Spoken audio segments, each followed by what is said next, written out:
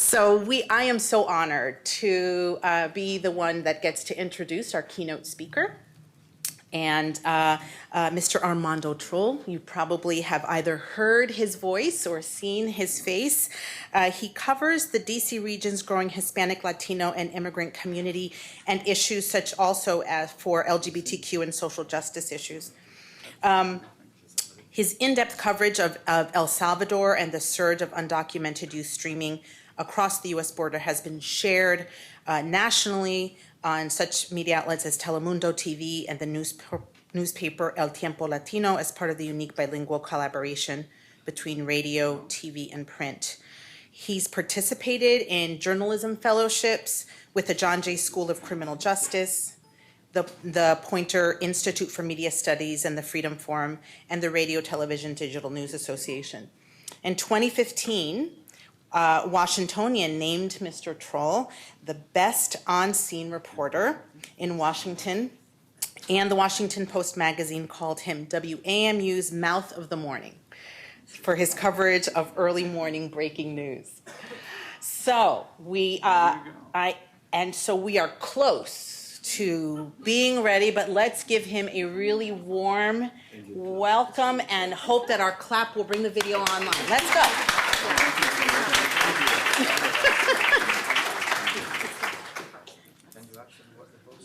I want to show you a video that I shot in Central America just a month ago.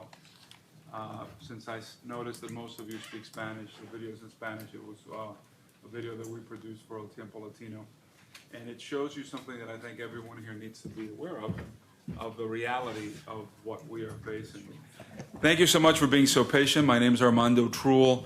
I'm a senior reporter at WAMU, as you heard. I also do work with El Tiempo Latino.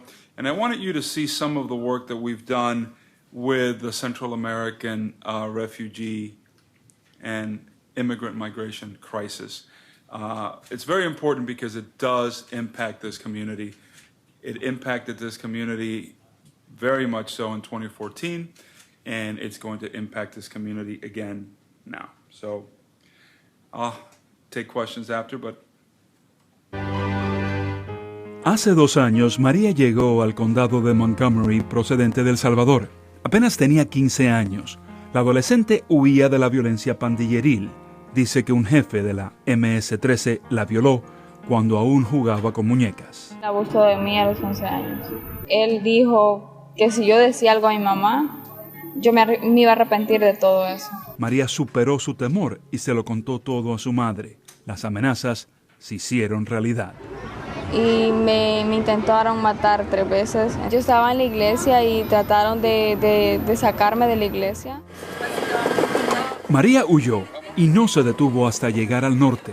Se sumó a la ola humana de 53,000 menores migrantes centroamericanos que llegaron solos a Estados Unidos en el 2014. Desde entonces, miles más han llegado. Su esperanza, evitar la deportación que la llevaría a una muerte segura. Ciudad Hidalgo es un pueblo al lado del río que marca la frontera entre México y Guatemala. A diario, balsas transportan a mercancía y a seres humanos. Muchos son indocumentados. Así es como María entró en México hace 2 años. Pero desde la crisis del 2014, Estados Unidos ha presionado a México para que resguarde su frontera sur. Hoy, Ciudad Hidalgo y otros pueblos fronterizos se han convertido en el punto final para miles de centroamericanos con la esperanza de pedir asilo en Estados Unidos. Todo por ellos es un refugio para inmigrantes en Tapachula, México. Aquí, jóvenes y niños centroamericanos reciben el único plato de comida que tendrán este día. Y en estos pueblos fronterizos, jóvenes y niños migrantes son víctimas del hambre, la violencia y todo tipo de explotación. José tiene 16 años. Él y su novia de 15 recibieron amenazas de muerte de las pandillas en San Salvador. Optaron por huir y no morir. José mece a un bebé de 2 meses. Es su hijo, Carlos Steven, quien nació en este refugio mexicano. Carlos Steven está vivo gracias a la generosidad que encontró en este refugio. Todo por ellos, Apenas tiene 30 camas y está al borde de cerrar por falta de recursos. Debería de ser mínimo un albergue para unas 300,000 personas, creo yo. Entonces es una crisis humanitaria verdaderamente fuera de control, con pocos recursos. Pero lejos de apoyar a refugios como este, el gobierno mexicano deporta a inmigrantes centroamericanos. Desde el centro de detención de inmigrantes en Tapachula, a diario salen una media docena de autobuses con deportados en rumbo al Triángulo Norte. Durante los últimos años, activistas proinmigrantes en Estados Unidos han criticado fuertemente a la Casa Blanca por incentivar esta política de deportación de centroamericanos por parte de México. El presidente Obama anunció una modesta ampliación del programa de protección para menores centroamericanos, conocido como CAM. Se ha ampliado la categoría de quienes pueden solicitar asilo a través de CAM para incluir no solo niños, sino a familias enteras, hermanos mayores de 21 años, padres y parientes que tienen a su cargo a menores. Asimismo, activistas advierten que no será suficiente. Es bien limitado, ¿verdad? Porque solo pueden aplicar todos aquellos que tengan un familiar o un papá o una mamá que esté en un estatus legal en Estados Unidos. Mientras, en Gettysburg, María se encuentra en un restaurante celebrando disque su cumpleaños, aunque en realidad no lo es. Pero la adolescente asegura que se siente como si hubiera vuelto a nacer. La verdad me quedé sin palabras cuando me dijeron que mi asilo había sido aceptado. No creí que yo iba a estar en este país legal y pues tengo tantas posibilidades para estudiar, oportunidades que yo no creí que las iba a tener.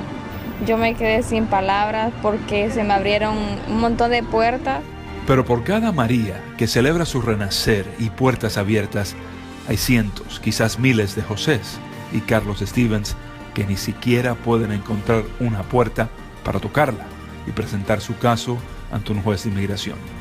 Queda por ver si la Casa Blanca hará más para encarar una verdadera crisis migratoria en el Triángulo Norte. Para el Tiempo Latino, una publicación del Washington Post, informó Armando Trull. Thank you. So that's what's happening on our borders. That's what's happening in Mexico. Children having children, being born in shelters because they can't get here. I think something is happening. Okay. You heard the shelter director. 300,000 beds is what he thinks he needs. And the reality is that this year, the numbers are once again pretty big. 60,000 plus unaccompanied children already detained on the U.S.-Mexico border this year. 60 plus thousand family units, which means at least one parent and a child, so that's 120,000, right? So combine them, and that's 180,000 people from Central America that have been detained by U.S. authorities so far this year. And traditionally, we get between 10 to 15% in the Metro DC region. So the numbers are there. That's 20,000 people, children, mothers, with health needs, among all the other needs that they have this year. And I probably don't need to say that to most of you here, because most of you here are on the front lines of dealing with those children and those mothers. First of all, I should say that I'm here speaking only for myself. I am not speaking on behalf of WAMU, nor its owner, American University. And I am not speaking for anyone at American University, not the president, not the janitor. I'm speaking for myself. But the coverage that we have done at WAMU and for El Tiempo Latino is based on the reality that the Central American community is part of the fabric of this community and has been for a long time. And although we're talking about the Central American migrants and immigrants that are coming here now, I think we also need to broaden the conversation to the second generation and the third generation of Latinos that are also living in this community, the children of those children who are U.S. citizens, and the children of U.S. citizens whose parents were immigrants, because they also share this community with us. And they also have needs. And sometimes those needs are the same, sometimes they're different, but I think it has to be a broader conversation than just the recently arrived, although the recently arrived tend to be the ones that are most close to a crisis situation because they have more needs than anyone else.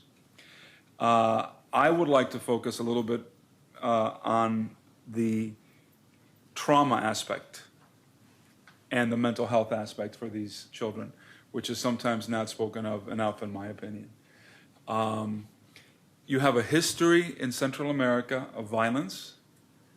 You have a culture of death that has been ongoing for decades. You've got the Central American community in this region came because of war, came because of death, came because of devastation.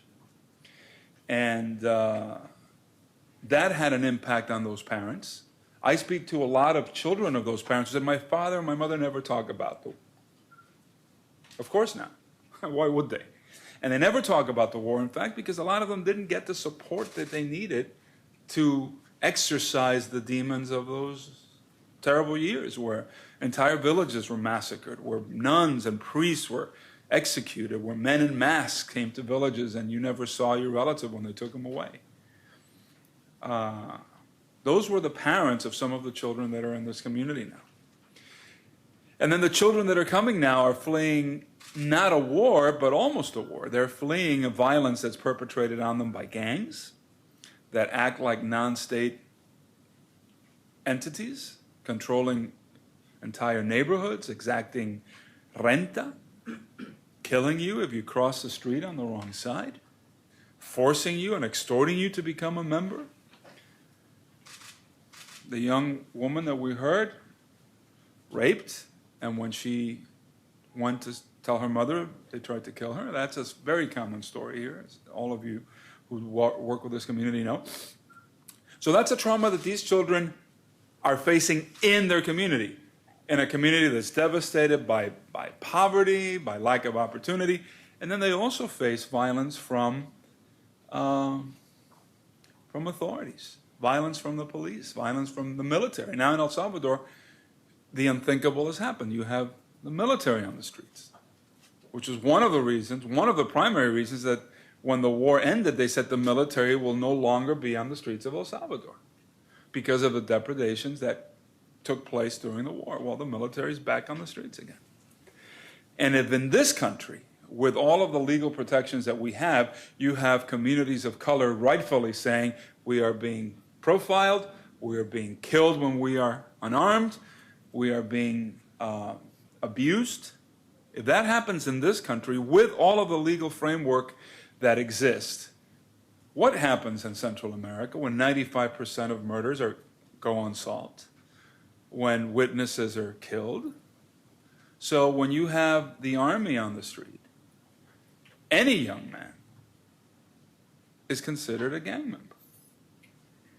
Any young woman is considered a gang collaborator. And so those are the traumas that many of the children that are coming here have lived through. And some of the children that are coming here, yes, they are gang involved. So let's not sugarcoat that either. But most of the ones that are gang involved because they had no choice, right?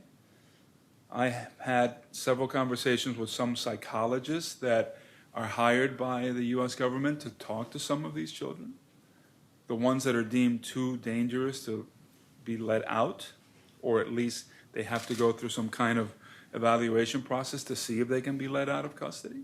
And the recurring theme of what he tells me is they tell me that if I don't join the gang, I'll be killed. If I don't join the gang, they'll kill my parents. So they join the gangs, and some of them, at some point, they draw the line. When they're told, okay, you have to kill someone, that's when they run away. So all of this takes a toll, a huge toll on the mental health of this community, of these children. And that, I think, is something that needs to be taken into account when you look at resources. Then you have more run-of-the-mill situations, but that are still equally difficult. The reunification of those children with families that they've never seen, with parents that they've only spoken to on the phone, the shock of seeing that, oh, I've got a brother and a sister who were born in this country. When they come here and they're 15 and the father remarried someone here, and now the person, so now they've got these new brothers and sisters that they don't know, who speak English, who dress differently, who sometimes look down on them. A stepmother who may not be too happy to see them here, or a stepfather. And then the whole culture shock of coming to this country and being placed in a classroom where they are a couple of years older than the kids around them, and the kids around them do better. So it's just an entire library of problems, that challenges that these young people are facing, that all, I believe, fall within the mental health spectrum. And this community has been dealing with these issues for a long time, because the kids didn't start coming in 2014. And again, I'm probably preaching to the choir, because most of you know this if you've been working with this community. They started coming, in the early 2000s. What is really challenging are the numbers. It's the numbers. That is what is overwhelming people like La Clínica del Pueblo, and Centronía, and Carecen, and Ayuda, and Latin American Youth Center, and Identity. And I can keep going down the list, because I've interviewed people at each one of those organizations. What is overwhelming them is the number of children. The number of children. And the lack of sufficiently trained people, not only in Spanish, but to actually understand the reality that I just kind of glossed over in these last few minutes and what you saw. There are not enough people who understand that reality. They don't have the cultural competency to understand what these children and what these families are coming from. And I've done stories on the school system, and even Montgomery County, which has probably the best funded programs and has probably the most advanced way of looking at these issues. And even within their school system, they have schools where you go in and there aren't enough people who speak Spanish. At the center where they have to sign up children who are immigrants, they don't have enough Spanish speakers. And how could that be? And it's Montgomery County, awash with money. But I get the phone calls. Hey, I took my kids over there. There's nobody there who speaks Spanish. And then you've got, the structural things, the issues of, well, we need document A and document B and document C and document E. These people were immigrants. They just left because they were being killed. Do you think they had time to stop and get all these documents? Really? Are you that disconnected with the reality of what they're facing that you really think that? I mean, those are the kinds of things that you say,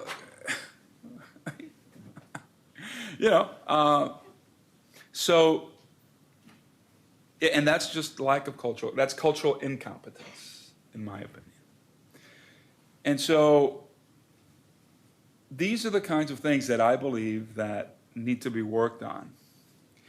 And I believe they need to be worked on because we're talking about 20 to 25% of our community is Latino. From the immigrants to the ones that have been here the third generation. That's 25%. So we have a stake in their success and in their health. And I appreciate all of the people that are here because I know all of you drank the Kool-Aid. Or in this case, all of you drank the horchata, right? Yeah, well, that's right. Well, I saw that the breakfast was entirely too healthy. That's okay. I still like you anyway. I'll come back if you invite me. I'll just stop at McDonald's. Hey, what you see is what you get with me. So I do want to end on a positive note that talks about the resiliency of young people, that talks about the that talks about the worth of young people. And there are many examples in our community, right? But I want to talk to you about one because I find it to be such an extreme example and yet such a positive experience that I want to leave you with that because I think there are children like that in our community. So I was in Honduras at a neighborhood called Rivera Hernandez. Rivera Hernandez is probably the most violent neighborhood in the world, in Central America at least. You've got bodies that are dismembered and left in soccer fields on the streets. It's a terrible place. So I went to this community center where it's kind of like a safe haven for kids. And I met this boy, he's 17, his name is Kevin Rodriguez. I started talking to Kevin.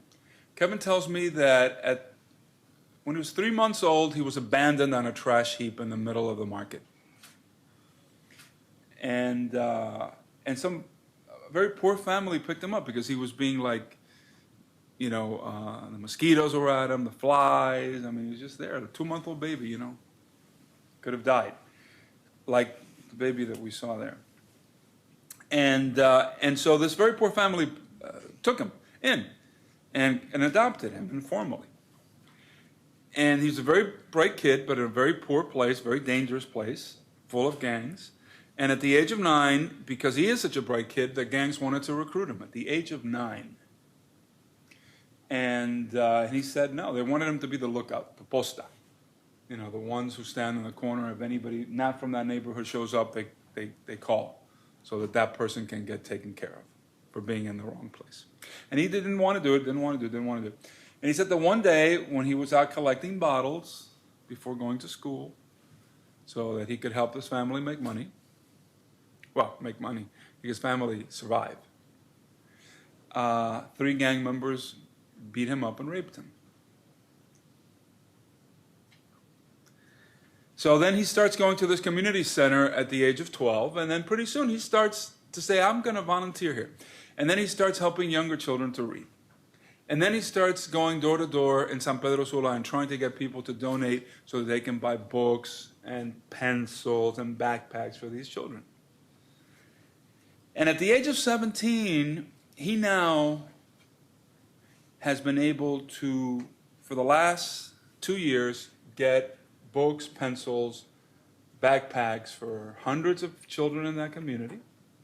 He sponsors street parties where he gets the gang members to stop and seize their activities so that kids can enjoy a peaceful day. The gang members now call him and say, when are we going to have a street party? We would like our children to go. He's 17, and he did this. And he started life at less than 0. I think there are children like that in this community, and we can find them. And we should find them, and we should do everything we can to help them also bring the same kind of light that kid in that very dark place, that horrible place, does and continues to do. Thank you so much for having me.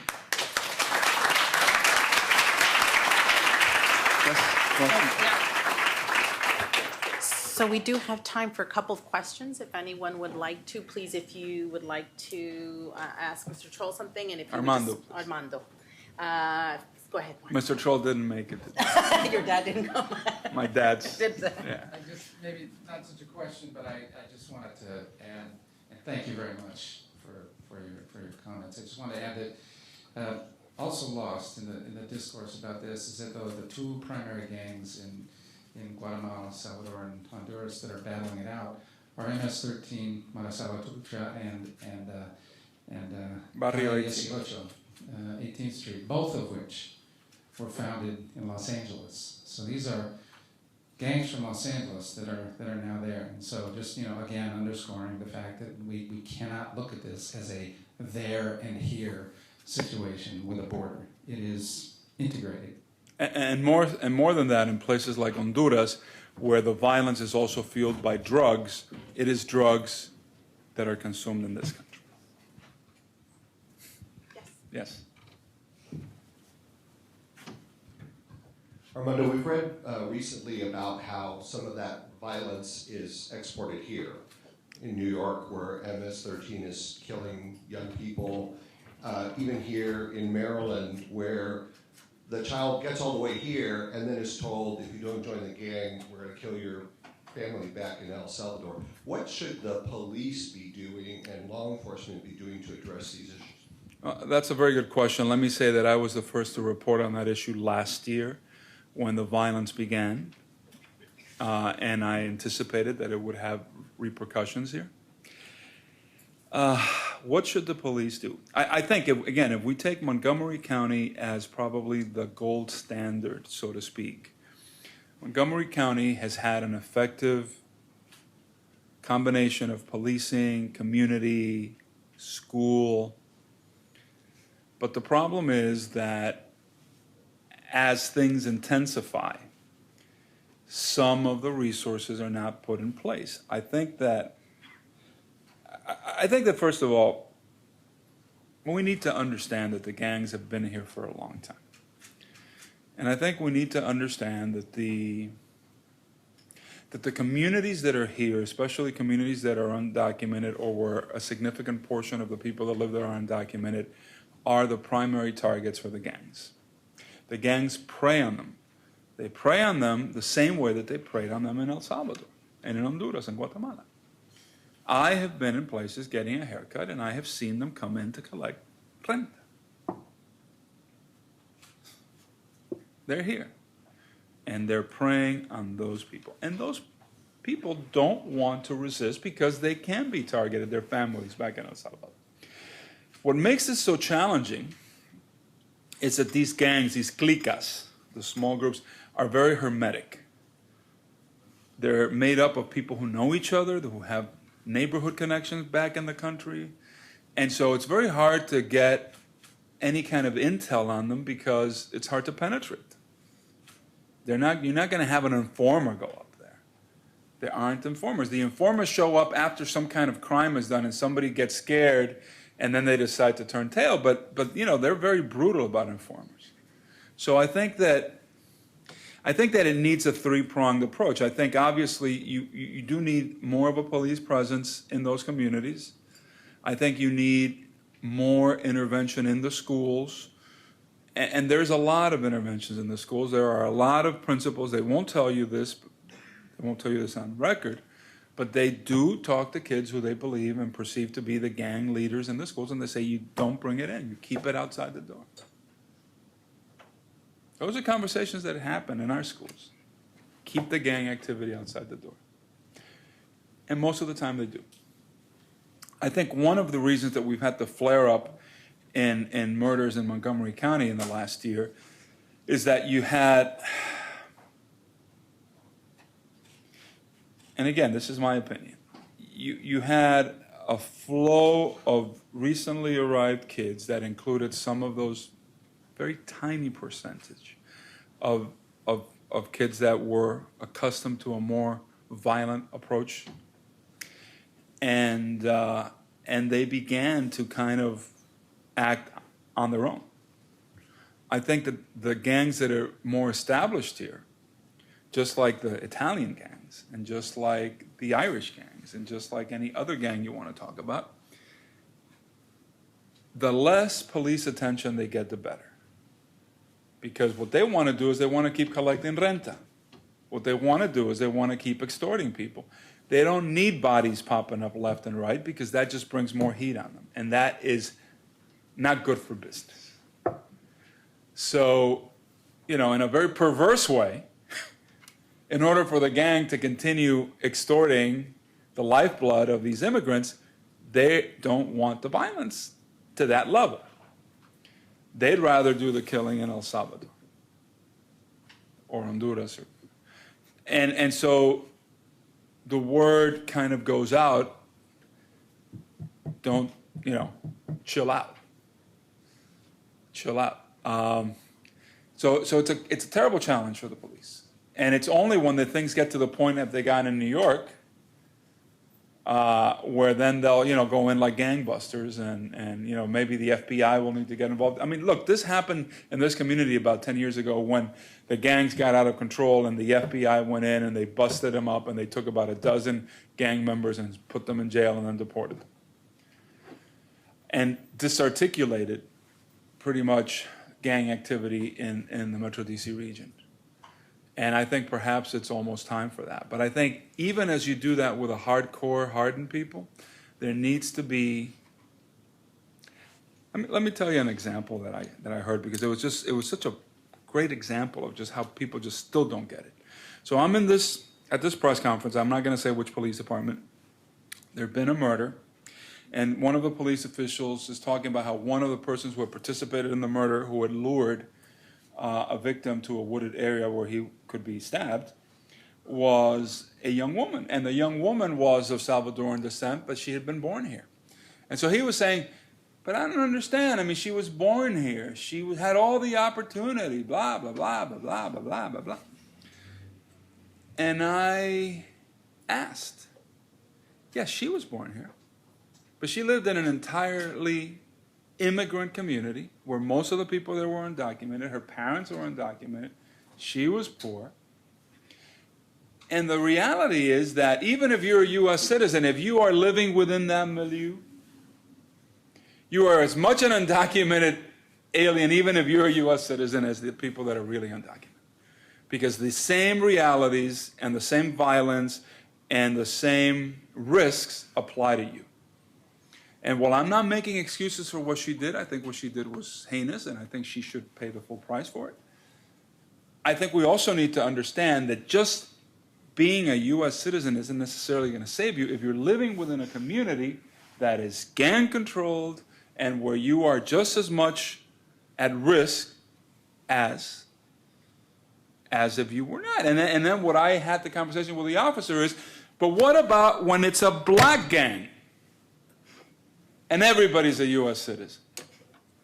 And then he's like, oh. I said, so there are no easy answers, folks. There are no easy answers. But I would posit that look more at the environment in which people are living, in addition to what their status is. So I'm sorry for that short answer. There are no short answers. Is that it? Thank you. Get off the stage. No, okay. Thank you very much. Thank you so Thank much. you for having me. Thank you for having me. Thank you for being the mouth, the eyes, the heart of this community. We really, really appreciate Well, it. the I heart think of it's, this community yes, is you. thank you. Thank you. Thank you so much.